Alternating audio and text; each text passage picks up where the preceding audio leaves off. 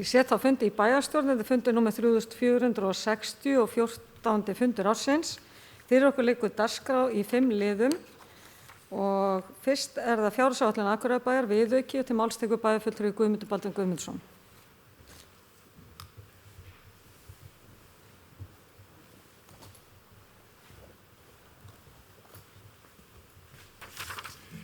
Forseti ágætu bæjarfulltrúar, hér er lagður fram viðauki nr. 7 fjárhagsárinu 2019 en viðauki var lagður fram í bæjarráði 27. september 2019.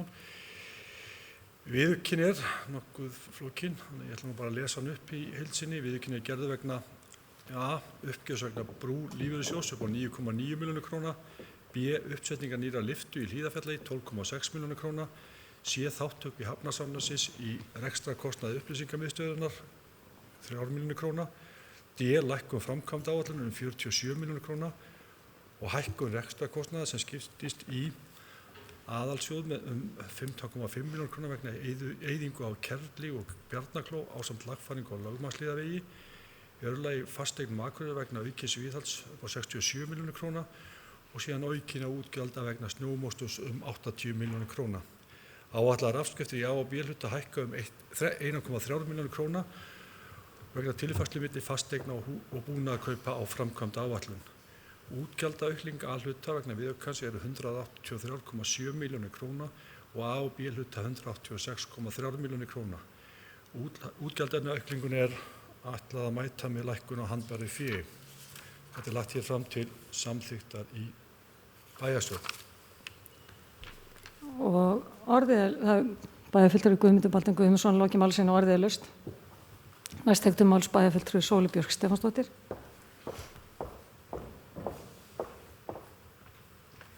Forseti ágætu bæjarfulltrúar, ég ætlaði bara örstutt að gera grein fyrir atkvæði mína því að ég ætla að sitja hjá við þetta. Ástæðan fyrir því ég sit hjá er að ég veit að sumt af þessu er bara nauðsynlegt og óumbreytanlegt en svo eru aðrir hlutir sem ég er mjög ósátt við og mér langar til þess að nefna að mér finnst ekki alveg nógu gott hvernig þessi viðauki vegna uppsetningu lyftu í Hlíðarfjalli er komin til þar sem að við vorum sannfærð það með mörgum og miklum gögnum í aðdraganda ákvarðanatökunnar að fara í þessa framkvæmd að það yrði ekki auka kostnað að ræða og mér finnst þetta bara ekki nógu gott. Og svo langaði mig aðeins að ræða varðandi snjómoksturinn að mér finnst bara að það þurfi að huga betur að því hvert á að vera þjónustustigið í snjómokstur og það þarf bara að stýra þessu held ég betur.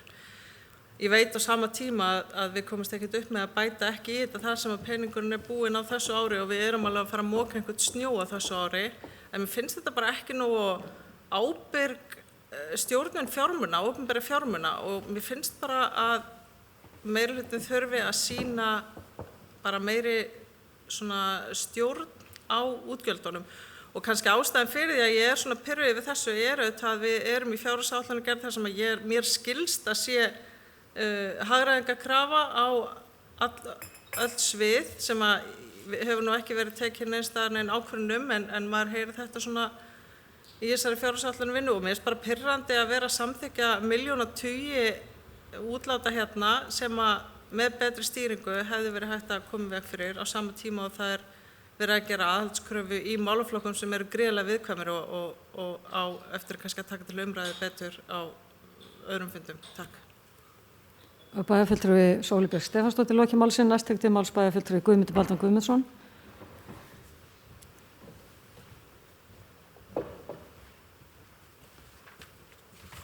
Forseti ágætu bæjarfulltrúar, aðeins að bregðast við orðum Sóleyjar Bjarkar varðandi þessa 2 liði sem hún gerir athugasemdir við annars vegar uppsetningu á lyftu. Það er ekki alls gott að rétt að það lá fyrir að við þyrftum að fara í einhverja framkvæmdir varðandi skíðaleiðir. Hins vegar var það þannig að upp á það er kannski má segja rétt hjá bæjarfulltrúa Sóleyju að það var gert ráð fyrir að það var hægt að gera á einhverjum tímabili eftir að lyftan yrði komin í notkun. Það var hins vegar ekki rétt, þannig að þetta er bæði rétt og ránt, kannski má segja þannig að séð. Það þurfti að fara í framkvæmdir til þess að ryðja skíðaleiðir þarna og við urðum að samþykkja það ef við ætlum að geta notað þessa ágætu lyftu þegar hún kemst í gagnið vonandi strax í upphafi næsta árs og verður vonandi til þess að auka verulega aðsókn í Hlíðarfjall. Ég finn fyrir ágætum og miklu spenningi fólk sem að stunda skíðaíþróttina að fá þessa viðbót við fjallið sem mun auka möguleika svæðisins til nokkra muna og vonandi verður það til þess að draga fleiri í fjallið og ekki síður draga til okkar ferðamennin. Varðandi snjómoksturinn þá það alveg rétt að við erum að bæta þarna í bæði að það lítilega komið fram úr áætlun ársins, heildaráætlun ársins, við má segja að við séum búin að nýta hana á fyrri hluta ársins og það ekki gott, við þurfum að eiga peninga til þess að stunda snjómokstur það sem eftir ársins, en vonandi það þannig að tíðin ágætt núna, en við vitum það náttúrulega að það ofta snjóárun og þá þurfum við að eiga pening til þess að bregðast við. Það alveg rétt sem bæjarfulltrúi og Sóley kemur inn og það þarf að hafa í huga hvernig við stýrum þessu og við hefum akkurat verið að ræða það í okkar hópi hvernig við getum í rauninni hreinlega fylgt þessu betur eftir. Við setjum ákveðna fjármuni í þetta í fjárhagsáætlun og svona við þurfum bara að bæta í eftirlit með því að menn séu að fara eftir fjárhagsáætlunum og þá reyna líka þá að gera raunhæfari fjárhagsáætlunum í þessum liðum þar sem að við sjáum kannski að eins og með snjómoksturinn að við erum að fara fram úr honum núna ár eftir ár og það er kannski eðlilegt að við þá reynum að stilla þá tölu af betur en síðan þegar við erum búin að gera það að gera þá ríkara kröfur að eftir því fjárhagsáætlun sé að fara. Takk. Bæjarfulltrúi Guðmundur Baldvin Guðmundsson loki máli sínu. Næst tekur til máls bæjarfulltrúi Gunnar Gíslason.